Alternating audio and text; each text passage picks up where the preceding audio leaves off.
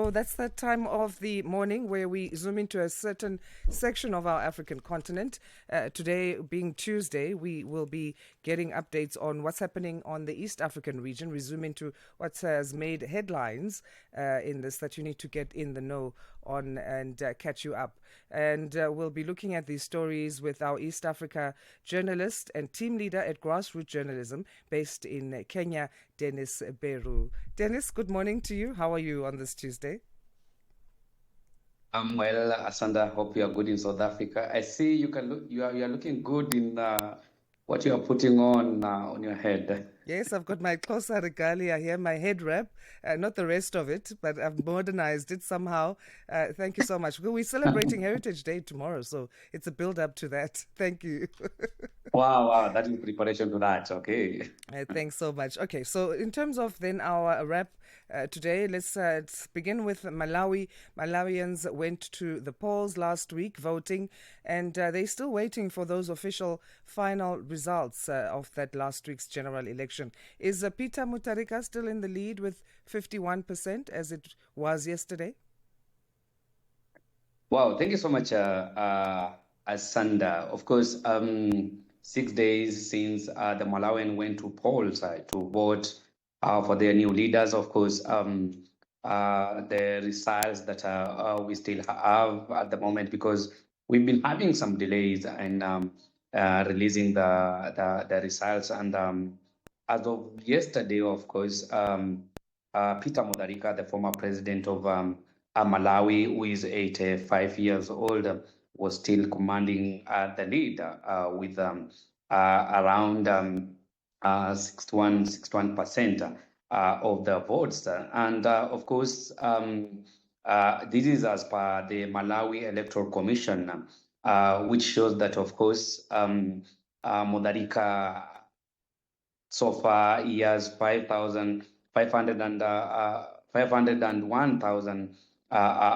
votes, which is now equivalent to 61% of the vote cast, compared to Chakwera, who has 210,000 votes, which is now equivalent to 25% of the vote cast. And of course, the former Reserve Bank governor, Daliso Kabambe, has 49,733 votes. And based on what we've been following from the election in Malawi, of course, 9 of the 36 Malawi councils suggest that, of course, Mutharika has, of course, surpassed the 50 plus 1% of the valid votes against Chakwera's 39%. Of course, we still looking for more results coming in, and probably it is now a week since the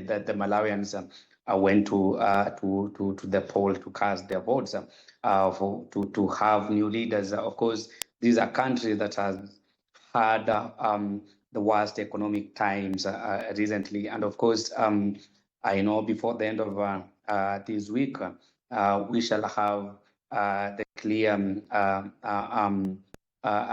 victory for the two main contenders for these presidential elections. So probably before the end of this week, we might see the final result of the votes in Malawi. But now, both candidates, both Mutharika and Lazarus Chakwera, are reportedly claiming victory. So, what's going on with that?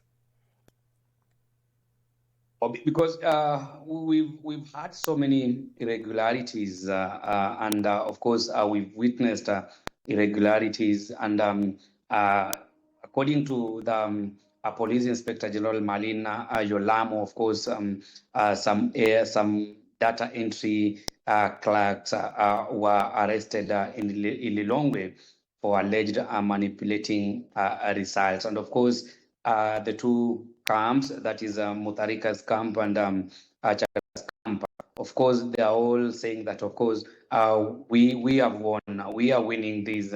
But you see, we might see what happened in 2019, where the election was annulled by the the country's main court. So we are still looking at these keenly because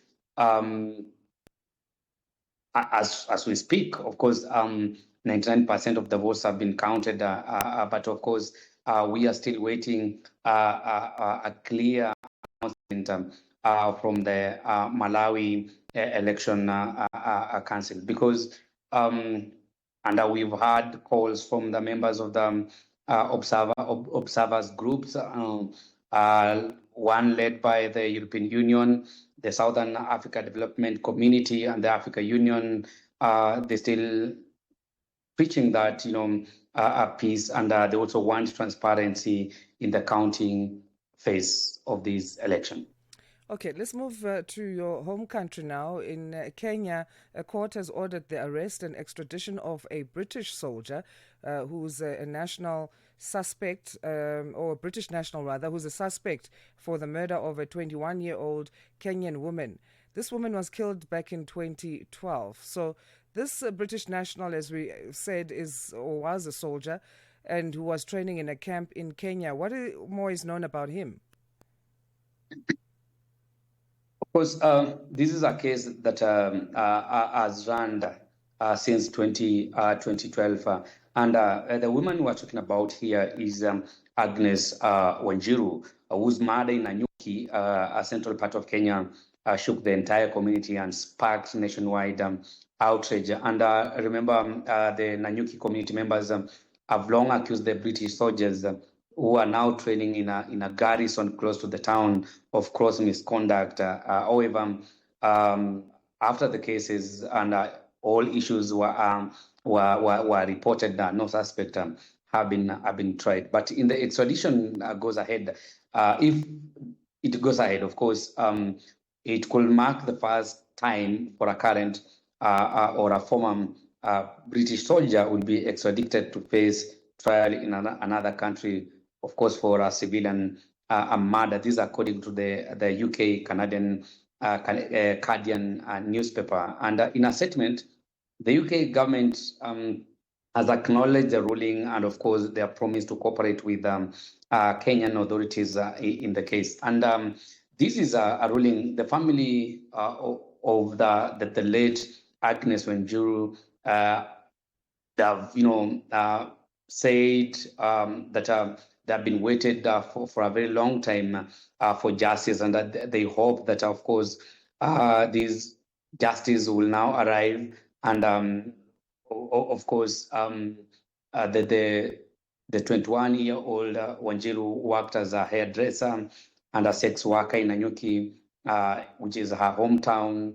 That was in March 31st, where Wanjiru disappeared, and he was now found two months later in a septic tank. And of course, the said British soldier was in the company of Agnes Wanjiru before he was found in the septic tank. And of course, we have the British garrison, which is now a permanent training unity for the British soldiers in Nanyuki, that central part of Kenya.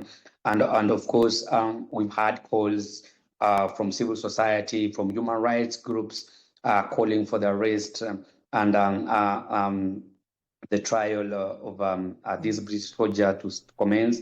And of course, we have some green light after the court ordered that. And we are still waiting to see whether this will happen. Remember, he is still an active British soldier, and we'll see whether he will be extradited to Kenya to face murder charges. Horrible story there, and the fact that it's been long running is totally unacceptable. I mean, how do you kill a woman that way and then drop her in a septic tank? So human rights groups definitely have a ground to stand on in terms of outrage and the country. Let's move to Ethiopia now. The government there, they've got a delegation that's going to be heading to China this week. The delegation is headed by National Bank of Ethiopia Governor Dr. Eyob Tekalin. What will this focus on, this meeting? Thank you, Asanda. Of course, The high-level delegation, of course, as you said, it is led by Ayob Tekalin, who is now the governor of the National Bank of Ethiopia.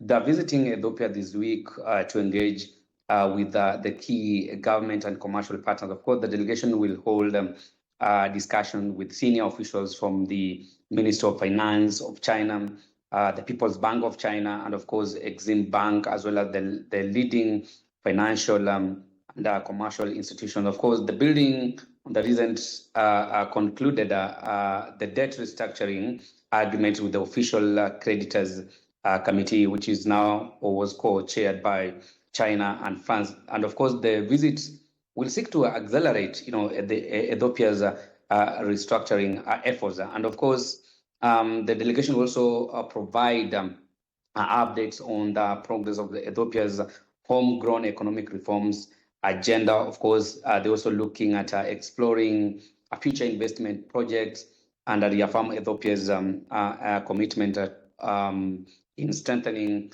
ties with the Chinese partners. And of course, this now underscores the long outstanding partnership between Ethiopia and China.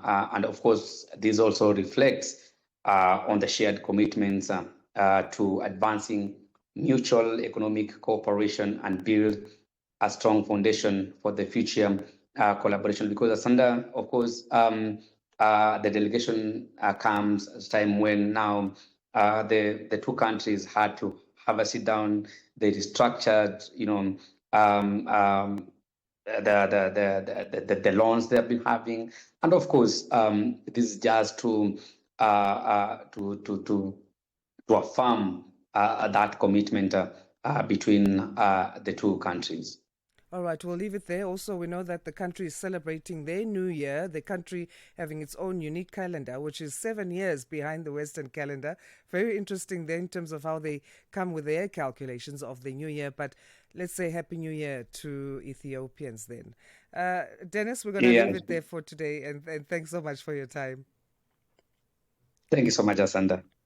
Great. That's journalist and team leader at Grassroot Journalism Kenya, Dennis Beru, having our conversations there on what's happening in East Africa. 6:30 Central African Time. Let's say good morning to Onel Nzinzi again. She has our news headlines.